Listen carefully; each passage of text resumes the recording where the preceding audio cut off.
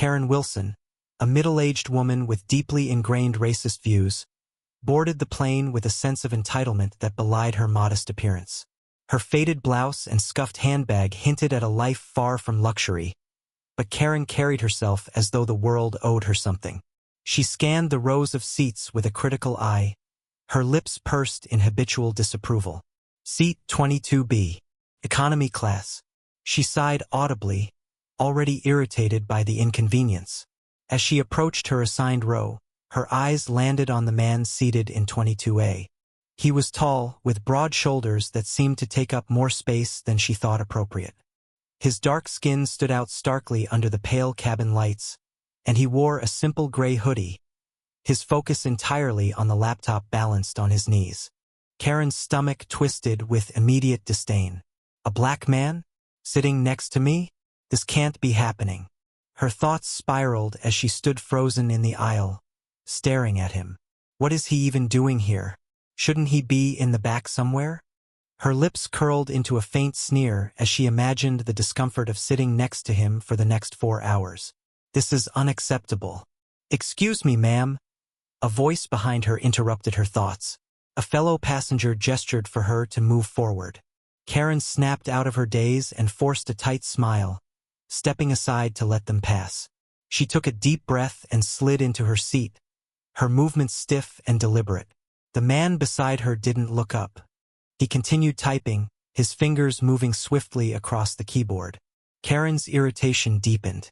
He's not even acknowledging me. Typical. She shifted in her seat, her elbow accidentally bumping into his arm. He didn't react. She cleared her throat loudly, glancing at him out of the corner of her eye. Still nothing. Her frustration bubbled over. Does he think he owns this space? That he can just ignore me? Karen leaned back, crossing her arms tightly over her chest. She let out an exaggerated sigh, hoping to draw his attention. When that failed, she turned her body slightly away from him, as if to physically distance herself from his presence. Her mind raced with indignation. He should know better. He should move. Minutes passed, and Karen's patience wore thin. She couldn't believe his audacity. Sitting there, completely unbothered, as if he belonged. Her thoughts grew darker, fueled by her own prejudices. This isn't right. I shouldn't have to put up with this. Finally, she couldn't take it anymore. She pressed the call button above her seat, summoning a flight attendant. A young woman in a crisp uniform appeared moments later, her professional smile firmly in place. "Is there something I can assist you with, ma'am?" the flight attendant asked. Karen leaned forward, her voice low but dripping with disdain. "Yes, there's been some sort of mistake. I don't understand why I'm seated next to him." She gestured subtly toward the man beside her, who continued typing as if he hadn't heard a word. The flight attendant's smile faltered slightly, but she maintained her composure. "Let me check your ticket, ma'am." Karen handed over her boarding pass with a triumphant air, certain that the mistake would be rectified. The flight attendant examined it carefully before glancing at the man's ticket as well. After a moment, she straightened and handed the pass back to Karen. "Everything appears to be in order," the flight attendant said politely. "Both of you are assigned to these seats." Karen's face flushed with irritation. "Well, I don't feel comfortable sitting here. Can't you move him somewhere else?" The flight attendant's smile tightened. "I'm afraid we can't ask another passenger to move without a valid reason, ma'am. If you're uncomfortable, I'd be happy to find another seat for you." Karen's jaw tightened, her indignation flaring. "Why should I have to move? I paid for this seat." The flight attendant's tone remained calm but firm. "I understand, ma'am. However, all passengers have the right to remain in their assigned seats. If you'd like, I can check if there are any open seats available for you." Karen's hands clenched into fists, her nails digging into her palms. She glanced at the man beside her, who still hadn't reacted to the commotion. His calm demeanor only fueled her anger. "He's doing this on purpose," she thought. "He's trying to make me look unreasonable." The flight attendant waited patiently, her expression neutral. Karen took a deep breath, her mind racing. She wasn't about to let this go. Not yet. Karen Wilson's agitation simmered just beneath the surface as the flight attendant, maintaining her professional demeanor, suggested she could move if she found her seat uncomfortable. To Karen, the very suggestion felt like an insult. Why should I have to move? She thought indignantly. I paid for this seat, and I'm entitled to sit here in peace. Her gaze drifted back to the man in the window seat, the source of her frustration. He was black, dressed casually, and so annoyingly calm that it only fueled her resentment further. Karen felt a familiar surge of anger, a toxic blend of entitlement and prejudice that she had carried with her for most of her life. She didn't bother questioning her own reaction. To her, it seemed perfectly reasonable to expect someone like him to accommodate her wishes, not the other way around. "Ma'am," the flight attendant said gently, her voice breaking into Karen's thoughts. "If there's anything else I can do to make you comfortable, please let me know." Karen pursed her lips, her pride stinging. "You could ask him to move. That would make me comfortable." The flight attendant's patience remained unshaken, though her smile grew tighter. "I'm sorry, ma'am, but we can't ask another passenger to move unless there's a valid reason. Please let me know if you'd like me to check for an alternative seat." Karen felt the heat rising in her cheeks, her frustration boiling over. "I shouldn't have to give a reason. It's my right as a paying customer to sit next to someone I feel comfortable with." The man beside her, who hadn't acknowledged her or the commotion so far, paused briefly in his typing. He glanced up, his dark eyes meeting Karen's for the first time. The look was neither angry nor amused. It was measured, steady, and utterly unbothered. For a moment, Karen faltered under his gaze, caught off guard by his quiet confidence. But her discomfort quickly turned into anger. She turned back to the flight attendant, her voice rising slightly. "This isn't fair. I didn't pay good money to be stuck in this situation." The flight attendant's calm professionalism began to show slight cracks as her voice grew firmer. "I understand your frustration, ma'am, but I have to ask you to remain respectful. This passenger has every right to sit here, just as you do." Karen's indignation reached a boiling point.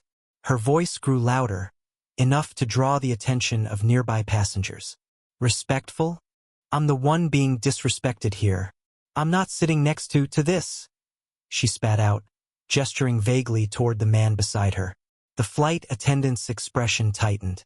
"Ma'am, I need you to lower your voice and remain calm. If you continue to cause a disruption, I will have no choice but to escalate this matter." Karen huffed, crossing her arms tightly across her chest. She could feel the weight of other passengers' stares as a tense silence fell over the row. But she wasn't ready to back down. Not yet. If the flight attendant wasn't going to fix this, she'd take matters into her own hands. She stood up abruptly, the motion jarring enough to make her tray table rattle. "This is ridiculous," she exclaimed, her voice carrying across the cabin. Heads turned as whispers began to ripple through the plane. "I'm not going to sit here while this nonsense is happening." The man beside her still didn't react.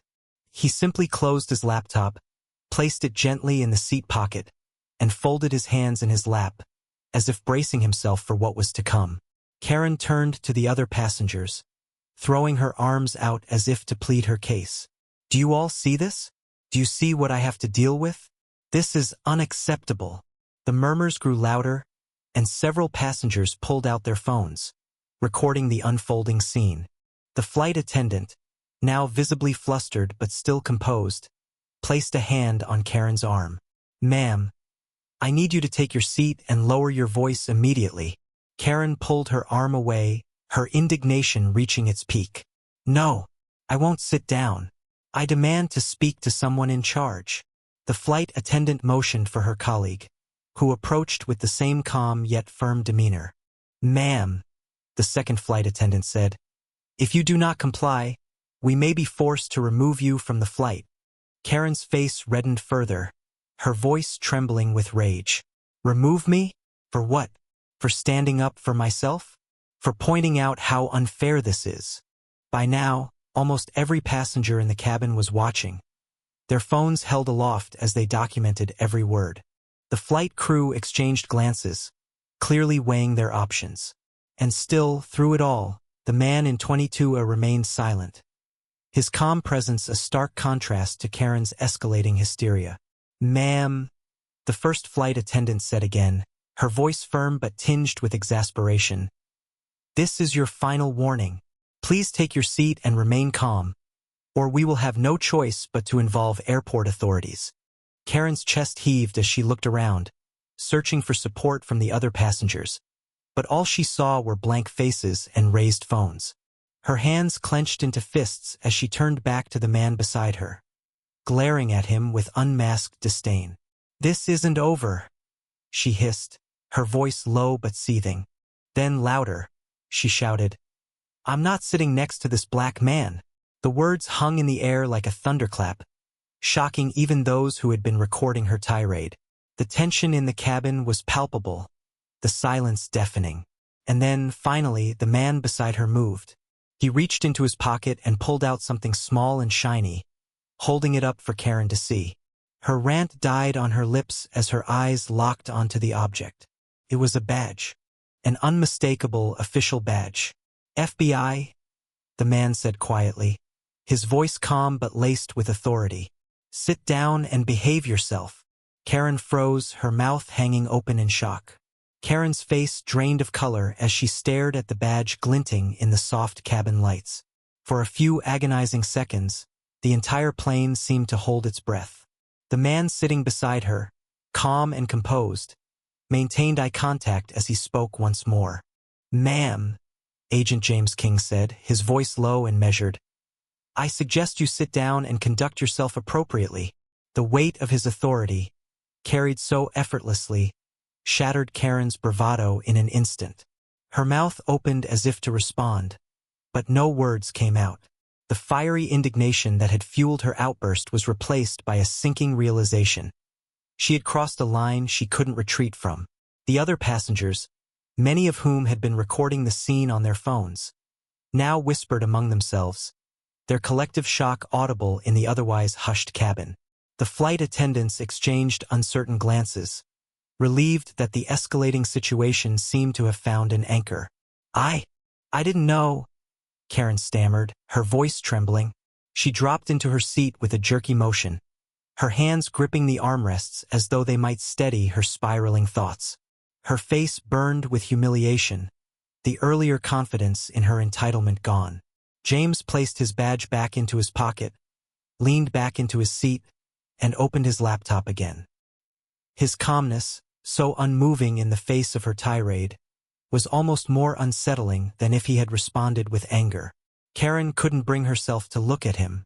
The first flight attendant, now visibly relieved, knelt slightly to address her. "Ma'am, are you ready to settle in so we can prepare for takeoff?" Karen nodded mutely, her eyes fixed on the seatback in front of her. She mumbled something incoherent that might have been an apology. The attendant straightened, adjusting her uniform as she turned to address James. "Sir, is everything all right?" she asked quietly. James glanced at her, offered a small nod, and replied, "Yes, thank you. Let's proceed." The flight crew moved swiftly to prepare for takeoff, but the cabin's attention remained fixed on Karen. The whispers continued, a few passengers shaking their heads in disbelief, while others discreetly shared their recordings online. Karen could feel the weight of their eyes on her, but she didn't dare turn to face them. Her earlier anger had evaporated, replaced by an all-encompassing shame. She stole a glance at James, who hadn't looked at her again since showing his badge. His focus had returned to his laptop, his fingers typing away as if nothing had happened. Karen felt a pang of something unfamiliar. Was it regret? Embarrassment? The realization of her own pettiness, starkly contrasted against his quiet composure, left her reeling. As the plane began to taxi down the runway, Karen pressed herself into the corner of her seat, trying to make herself as small as possible. But it was too late. The damage was done, and the witnesses had already begun sharing the event with the world beyond the confines of the cabin. As the plane soared above the clouds, leaving the bustle of Seattle behind, the tension inside the cabin remained palpable. Karen Wilson sat stiffly in her seat, her fingers gripping the armrests as if they could shield her from the piercing stares of the other passengers. Her earlier rage had completely dissipated, replaced by a gnawing sense of dread. Her words, the hateful, venomous ones she had hurled in the heat of her tantrum, played on a loop in her mind, growing louder with each replay. What have I done? Next to her, Agent James King worked steadily on his laptop, his composure unbroken. Despite the chaos she had caused, he hadn't so much as raised his voice. When he had revealed his FBI badge, his quiet authority had spoken volumes. Karen felt a pang of humiliation as she remembered how her voice had faltered. Her confidence shattered in an instant. The silence between them was deafening, though the rest of the cabin buzzed softly. The whispers of passengers mingled with the occasional sound of phones capturing still photos or discrete videos. Karen could feel eyes on her, the weight of judgment pressing down like a physical burden. Her thoughts were interrupted by the flight attendant, who approached with a carefully neutral expression. "Ma'am," the attendant said gently, "can I offer you something to drink?" Karen looked up, startled by the kindness in the attendant's voice. She shook her head quickly. "No, thank you," she murmured, her voice barely audible. She didn't deserve kindness, not after what she had done. The attendant turned to James next. "And for you, sir?" she asked, her tone professional but slightly warmer. James glanced up, offering a polite smile. "Just water, thank you." Karen watched the brief exchange out of the corner of her eye, her shame deepening. This man, the one she had insulted so viciously, didn't seem remotely angry. If anything, his calm indifference made her feel even worse.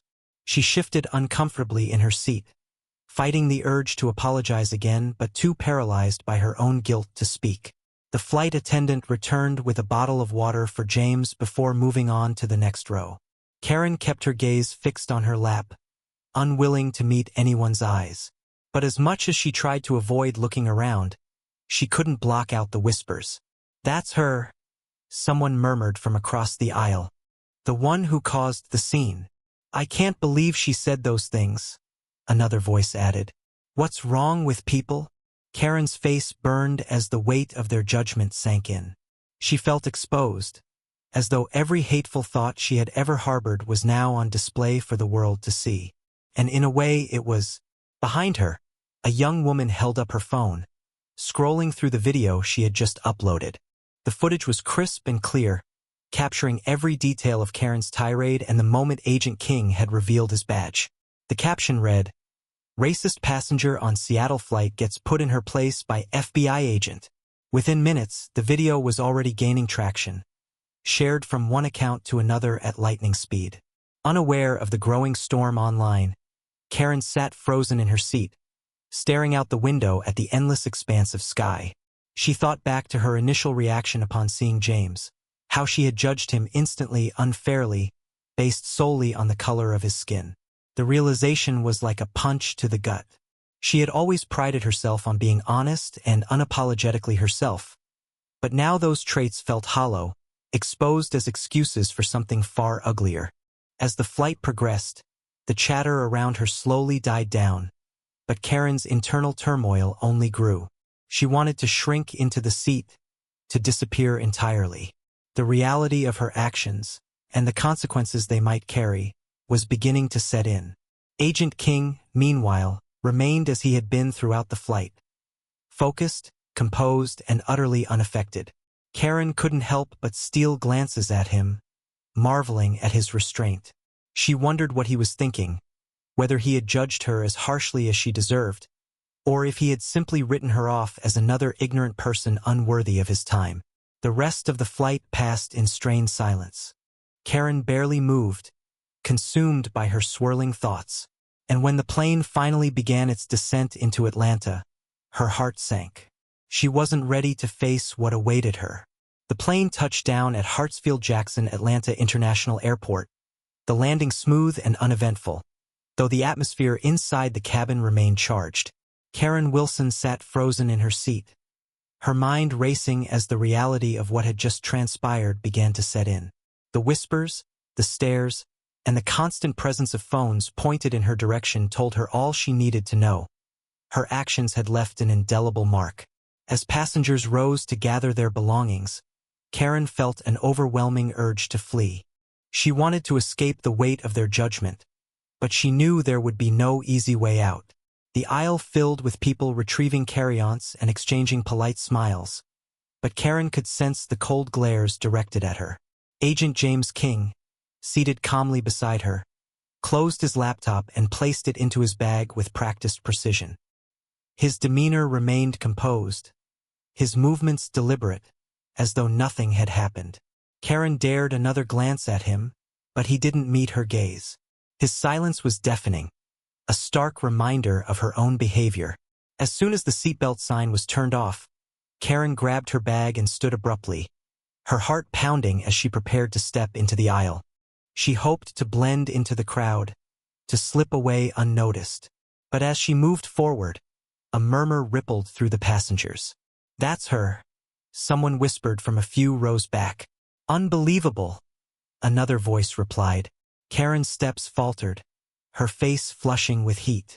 She glanced behind her, only to see a young woman holding up her phone, clearly recording. Karen's throat tightened, and she turned away quickly, her eyes fixed on the exit. Agent King followed at a measured pace, his presence drawing curious glances from those who had witnessed the earlier scene. Unlike Karen, he seemed utterly unbothered by the attention, his badge now tucked away as he prepared to move on with his day. The tension only grew as they exited the plane. In the terminal, clusters of passengers gathered, whispering and pointing in Karen's direction. Some held up their phones, snapping pictures or recording videos. The whispers were louder now, laced with judgment and disbelief. Karen kept her head down, clutching her bag tightly as she moved through the crowd. "She's the one," a man said to his companion, his voice dripping with disdain. "The one who caused that scene on the plane." Karen quickened her pace, her heart hammering in her chest. The walls of the terminal seemed to close in around her, the judgmental eyes and recording phones following her every step. It felt suffocating, the weight of her actions pressing down on her like a physical force. She made it to the baggage claim area, her hands trembling as she fumbled with her phone. She opened her social media apps, only to find her notifications flooded. Her name was already trending, accompanied by hashtags like #AirlineRacist and #FBIJustice. Videos of her outburst were being shared across platforms, each one accumulating thousands of views by the minute.